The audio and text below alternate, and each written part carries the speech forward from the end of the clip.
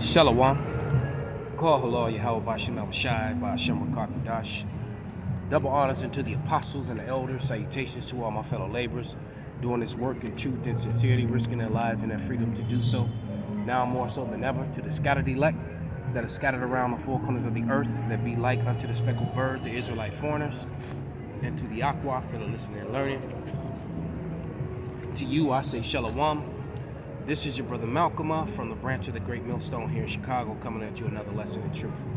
And this lesson is inspired by two different conversations that I had.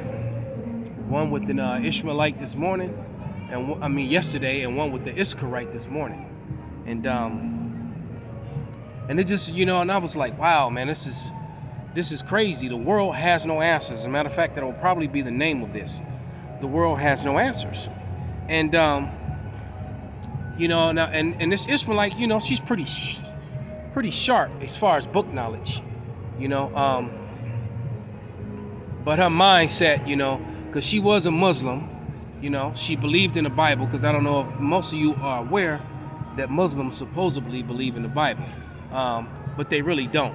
And the Bible completely condemns the Quran, but that's neither here nor there. What we were talking about was how ignorant people are, because I think the conversation was about how people are really brown but not black, and she clearly sees and understands that, and when she tries to explain that to so-called black women, because even though she's Ishmael, her family is Somalian, because she's going by her mother's family, and they're all brown-skinned people, her whole family. And they all have that mixed look, that mix between Ham and Ishmael, which the Somalians, the Ethiopians, that look that they have, and that's basically that mixture of Ishmael and Ham. But nevertheless, she understands that no one is really black, and she tries to tell it, and she tries to tell that to black women, and she keeps identifying as a black woman, and she can't understand why they don't identify with her. I said, and she's all, and just a diehard feminist and just confused, man. The girl is all kind of confused. And I'm trying to explain to her that your struggles is not the same as a real so-called black woman. Of course, I didn't say it like that.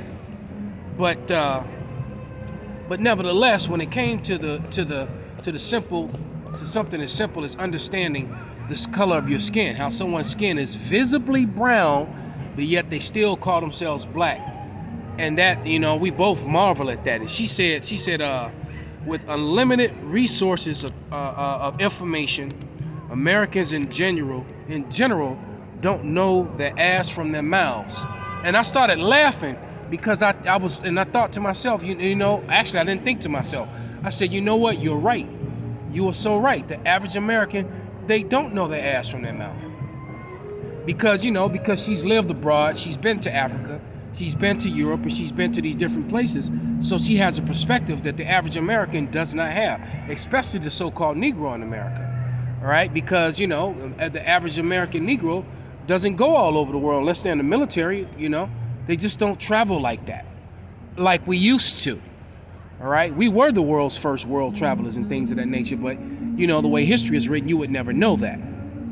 All right? But nevertheless, she's seen things that the average person hasn't, but she can't understand. She said, everything's a Google away. And I'm listening to her, because we've been, we the men of the Lord, the men of the Great Millstone, and other brothers that do this work, we've been saying that all along, man. But let me grab a couple of scriptures. I babbled enough. And first one is Jeremiah 4:22. And even though all these scriptures I'm reading are pertaining to Israel, it actually, in this case, remember the scriptures are manyfold. All right, this is also pertaining to all of America, the average American, the average world citizen at that point when it comes to current events. But Jeremiah 4:22, it says, "For my people is foolish; they have not known me; they are sottish children." Sottish means stupid. All right. I had a conversation with an Edomite, and he was like, "Hey, it's obvious, man. Every time you turn on the news, no matter what channel it is, it says brought to you by Pfizer. So do you think that that mean that moves is kind of tainted or swayed in one direction? You know, he got it, but the average don't. Right? The average don't get it at all. But yeah, Jeremiah 4:22, it says, "For my people is foolish, they have not known me. They are sottish children, they have none understanding. They are wise to do evil, but to do good, they have no knowledge," man. And matter of fact, let's continue on. Let's go to Hosea 4:6, man.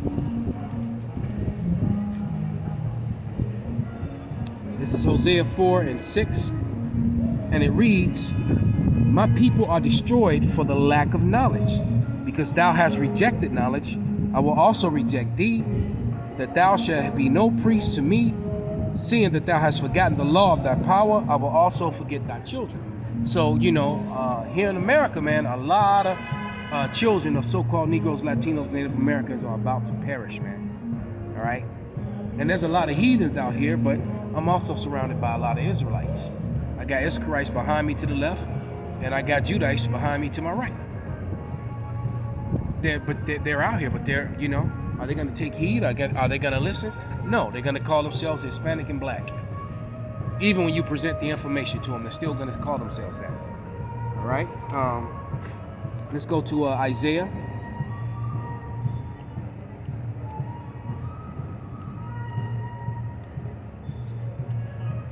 Uh, 30:10. And remember, these scriptures are all first and foremost talking to Israel, but you can apply it to all people at this point, all right? But this is Isaiah 30:10, and it reads, I'm going to start at verse 9.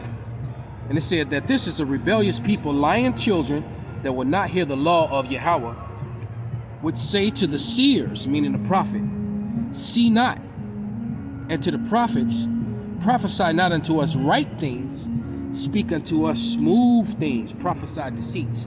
So people want to hear bullshit. You know, it's like the woman that knows you don't love her, but she wants you to say it anyway. You know, people want to just hear lies, things that make them feel comfortable. There's been quite a few love songs written about that very same subject. You know. Then I had a conversation with this Issacharite this morning, man, and this dude was bugged out. He's hell. If you ask me, he was still high. But he, you know, I walked up and the dude just looked at me, and he out here in the cold with a t-shirt on and a hat and a cane, no coat on at all, man. The dude was ridiculously obese. No, he eating all kind of pork and shit like that. But he said, "Hey, bro, can you help me find my car?" And I'm like, "Well, you just asked me something that's impossible, my man. How am I supposed to know where the hell your car is?" And then he said, "Man, they arrested me. They pulled me over because they thought I was drunk. And then when they realized I wasn't drunk, I told them I wasn't drunk. I took the breathalyzer, and they took me to the hospital, then released me. But now I can't remember where my car is." And I'm like, well, bro, what happened?" He said, "Well," he told me, "well, I took the sauce." He got the sauce, the special sauce, and the flu shot at the same time. Then he jumped in his car and drove up north to go pick somebody up. And because he kept saying Chicago Avenue, then he turned around and said 290 by Cook, because he said, yeah, they took him to Cook County Hospital. I said, "You was over by Rush, bro. You was by the hospital. I mean, you know, over there." And he was like, "Yeah," and you know, he said, when I got down there, I was on my way to pick somebody up, and then I started feeling like all weird and dizzy, and I couldn't see straight, so I pulled over. Hey, but you know, brought to you by Pfizer, everything's okay. That's what they're gonna tell you on all these networks. But you know, he took all them different sauces, and it messed him up. You know, and he ended up in the hospital. And you know, and they first were trying to arrest him, and when they realized the dude wasn't drunk, they called for the medics, and you know, the fire department came and took him to the hospital, man. And he left his car on the street, and now the dude has no idea where his car is, man. So anything that you take that'll put you in a state like that, man, something's wrong. Something is wrong, man. You know. But you know, but you know what? Let me grab one more scripture, man. Matter of fact, in Isaiah 30, let me go right up to the top, and it says, I'm going to start at verse 1. The point is in verse 2. And it reads, "Woe to the rebellious children, saith Yahweh, that take counsel, but not of me." See, he took counsel of the devil, of the very same people who raped, robbed, murdered, massacred his people, lied to him, called him a Hispanic or a Mexican or whatever, right? And deny him his true heritage. Okay? It says, "But not of me, and cover with the covering, but not of my spirit, that they may add sin unto sin. They walked to go down to Egypt, and have not asked at my mouth to strengthen themselves in the strength of Pharaoh, in the strength of Pharaoh, and to the trust of the shadow of Egypt." So they trust in their enemies, man. And the scriptures clearly tell you, trust not thy enemy, set them not near thee. All right? So, hey, I hope this was an enlightening and eye-opening, edifying, short video. With that, I'm going to give all praises, honor, and glory unto Yahweh, Bahashem, Yahweh Shai, Bahashem, Wakakodash, Wa Ababa Bar, Kwam Yasharala, Shalom.